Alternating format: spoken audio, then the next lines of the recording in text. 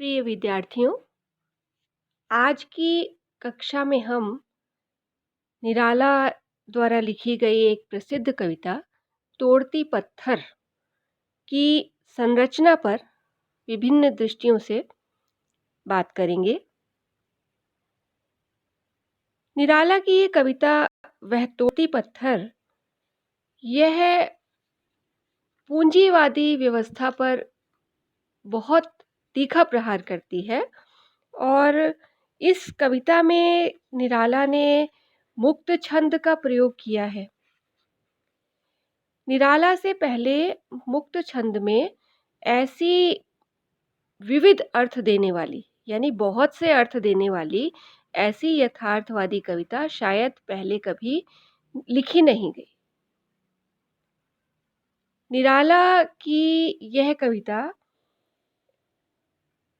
इसमें विभिन्न दृश्यों का संयोजन है, विभिन्न अर्थों का संयोजन है और इसमें एक गरीब स्त्री मजदूरनी के दृश्यांकन से, मजदूरनी इस कविता की मुख्य नायिका है, उसी को केंद्र में रखकर निराला ने यह कविता लिखी है।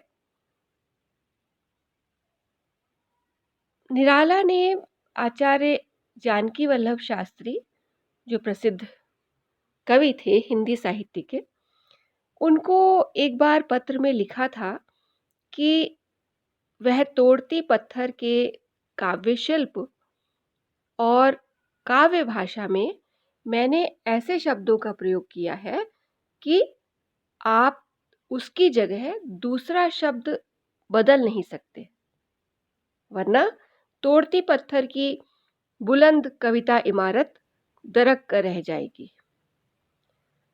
तो विद्यार्थियों, हम कविता को पढ़ने के बाद में हम यह बात समझ लेते हैं कि इस कविता की संरचना में दृश्यों का संयोजन इस तरह से है कि कविता श्रम सौंदर्य, गुरु हथौड़े का प्रहार, तेज लू में जलती हुई भू, मार खाकर भी रोई नहीं और अंत में हृदय रूपी सितार की वह झनकार जो श्रम सीकर में लीन होते कर्म के सौंदर्य को अर्थ देती हुई विभिन्न संदर्भों में समाज, साम्राज्यवाद, पूंजीवाद, संघर्ष तथा नारी का प्रहार करता हुआ संघर्ष मूलक रूप कविता को बहुआयामी संदर्भ प्रदान करता है। अर्थात इसमें इतने सारे दृश्य हैं। गर्मी में जलती हुई धरती है, स्त्री के हाथ में, मजदूरनी के हाथ में भारी हथौड़ा है जिससे वह बार बार प्रहार कर रही है और उसकी वह कातर दृष्टि है जिसे देखकर कवि को यह अनुभव होता है कि जैसे मार खा रोई नहीं, और उसके हृदय रूपी सितार की वह झनकार है जो अपने कर्म में लीन है। इस तरह के बहुत से दृश्य इस कविता में हमारे सम्मुख आते हैं और ये सारे दृश्य निरर्थक नहीं है बल्कि ये सार्थक दृश्य है जो कविता की संवेदना को एक महत्वपूर्ण अर्थ देते हैं, कविता की संवेदना को पूरी तरह से व्यक्त कर देते हैं पाठक के सम्मुख। तो इस कविता का जो प्रारंभ है वह तोड़ती पत्थर से होता है, अर्थात इस कविता की जो शुरुआत है वह तोड़ती पत्थर से होती है और इसका जो अंत है वह होता है मैं तोड़ती पत्थर से। तो इस तरह यहाँ पर एक और बात महत्वपूर्ण है कि यह जो कविता है निराला की, यह वह से लेकर मैं तक की यात्रा करती है, यानी समूह से लेकर व्यक्ति तक की यात्रा इस कविता में दिखाई देती है जो संघर्ष मूलक है, संघर्ष का प्रतीक है। हर व्यक्ति, हर श्रमजीवी जब अपने मैं को पहचान लेगा, जब अपने अस्तित्व को पहचान लेगा, तब वह समाज की रूढ़ियों, परंपराओं, समाज में व्याप्त शोषण, उसका दमन और दीनता, इन सारी स्थितियों पर वह तभी प्रहार कर सकता है जब वह अपने मैं को पहचान ले, अपने अस्तित्व को पहचान ले। और तभी वह जो श्रमजीवी है, वह अट्टालिका पर प्रहार कर सकेगा। अट्टालिका यहाँ पर पूंजीपति वर्ग का प्रतीक है और यही अट्टालिका सदियों से इस गरीब आदमी का, जो तपती हुई धरती पर हर मौसम की मार सहते हुए, चाहे वह शीत हो, चाहे ताप हो, चाहे वर्षा हो, हर मौसम की मार को सहते हुए जो अपने कर्म में लीन है और उसका कर्म पूंजीपतियों को सुख प्रदान करने वाला है। उसकी सेवा से पूंजीपतियों को सुख मिल रहा है, पर उसके इस महत्व को पूंजीपति नहीं पहचानते हैं, उच्च वर्ग नहीं पहचानता है और उसका शोषण करता रहता है। कविता में कवि ने लिखा है, गुरु हथौड़ा हाथ करती बार बार प्रहार, सामने तरुमालिका अट्टालिका प्राकार। तो यहाँ पर एक और महत्वपूर्ण बात हमारे सामने आती है कि निराला ने पहली बार एक मजदूरनी के हाथ में हथौड़े को दिखाया है, जबकि उससे पूर्व की जो काव्य परंपरा थी, उसमें नारी के हाथ में फूल और पक्षी जैसी कोमल वस्तुएं प्रदर्शित की गई थी। तो यहाँ पर यह विशेष बात है कि निराला की ही दृष्टि थी जो नारी के हाथ में, स्त्री के हाथ में हथौड़ा दिखाकर स्त्री के कठोर और साहसी रूप और उसकी संघर्षशील अस्मिता को प्रस्तुत करती है। अर्थात स्त्री के हाथ में कोमलता, कोमल वस्तुएं यही नहीं पर्याप्त है, बल्कि समय पड़ने पर, परिस्थिति के आने पर स्त्री हाथ में हथौड़ा उठाकर पुरुष के साथ में सहयोगी हो सकती है, संघर्ष कर सकती है और संघर्ष करते हुए अपने अस्तित्व के प्रति, अपनी अस्मिता के प्रति सचेत भी हो सकती है। यह बात निराला ने इस कविता में दर्शाई है, हमारे सम्मुख रखी है। पूरी कविता की संरचना में हथौड़ा, तप्त धरती, मार खा रोई नहीं और कर्म में लीन होती स्त्री, इन सब का जो एक बिंब उभर कर आता है, वह श्रमिक वर्ग की जिजीविषा और उसके संघर्षमय कर्म का प्रतीक है। उसकी जीने की इच्छा, श्रमिक वर्ग की, सर्वहारा वर्ग की जीने की इच्छा और उसके संघर्ष का प्रतीक है निराला के ये जो बिंब हैं कविता में जो आए हैं।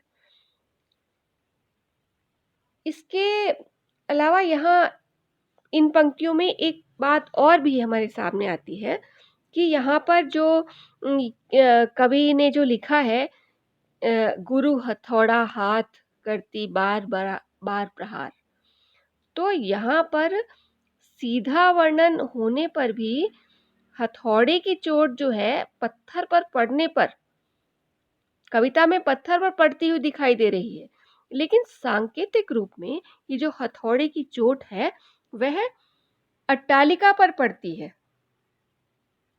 अट्टालिका यानी शोषक वर्ग। तो इस तरह से निराला ने एक संकेत भी इस कविता में दिया है।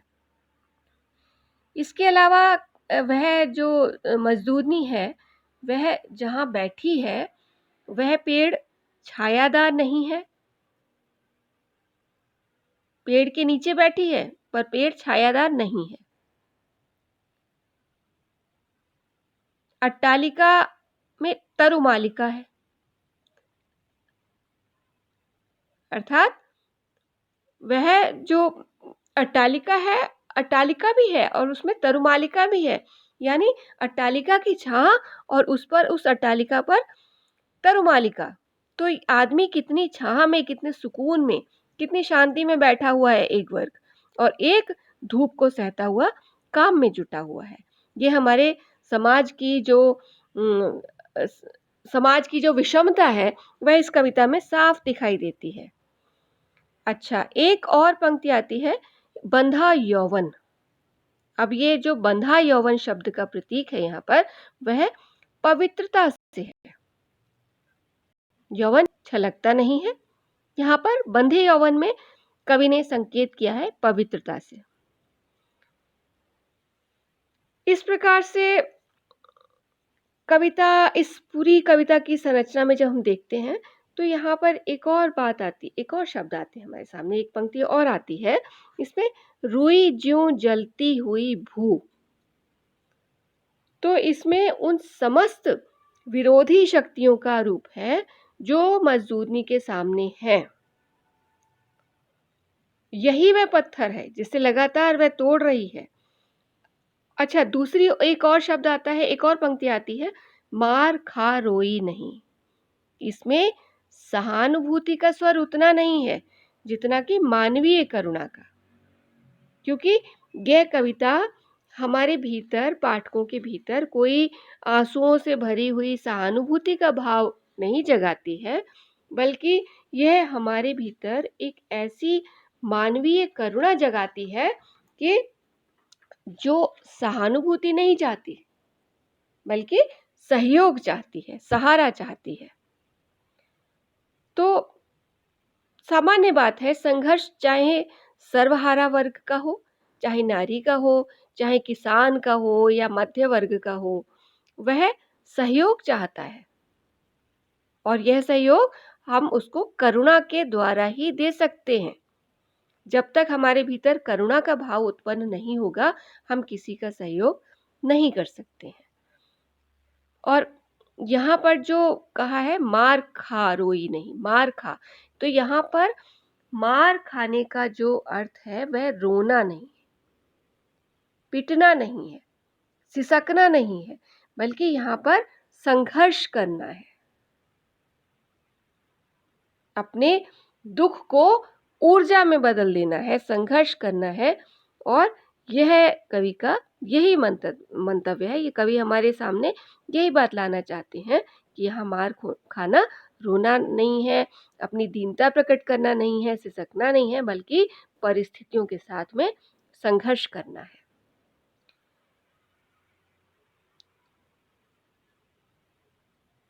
जो मजदूरनी है वह कवि को देखकर फिर अपने कर्म में लीन हो जाती है।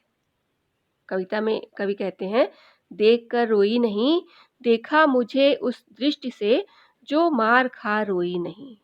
और इसी के बाद तुरंत वह अपने काम में फिर लीन हो जाती है, अपने काम में फिर डूब जाती है, जो लगातार एक इतिहास का क्रम है। कवि कहते हैं, एक क्षण के बाद वह कांपी सुघर, ढुलक माथे से गिरे सीकर, लीन होते कर्म में फिर ज्यों कहा, मैं तोड़ती पत्थर। तो यहाँ पर हम पहले भी कह चुके हैं कि यहाँ पर वह से लेकर मैं तक की यात्रा है, अपने अस्तित्व की रक्षा की यात्रा है।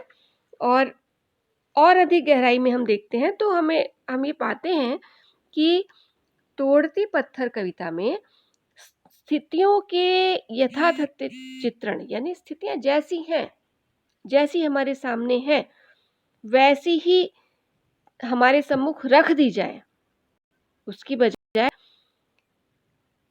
कवि ने यह प्रयास किया है कि पराधीन भारत और आजाद भारत के बीच में एक औसत भारतीय स्त्री की सामाजिक, मनोवैज्ञानिक, आर्थिक स्थिति का चित्रण किया जाए, उसे पाठकों के सम्मुख रखा जाए।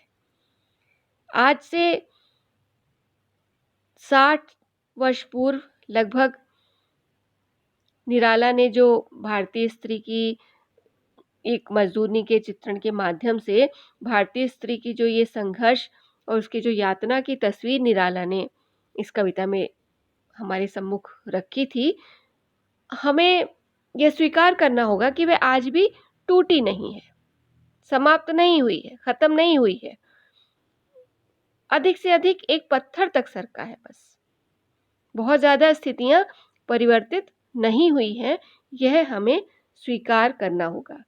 तो समग्र भाव से, समग्रता से हम ये कह सकते हैं कि जो तोड़ती पत्थर कविता है, इसमें निराला बहुत से दृश्यों का संयोजन करते हैं, बहुत से भावों का, बहुत से अर्थों का संयोजन करते हैं, जो पाठक के हृदय तक सीधे पहुंच जाता है।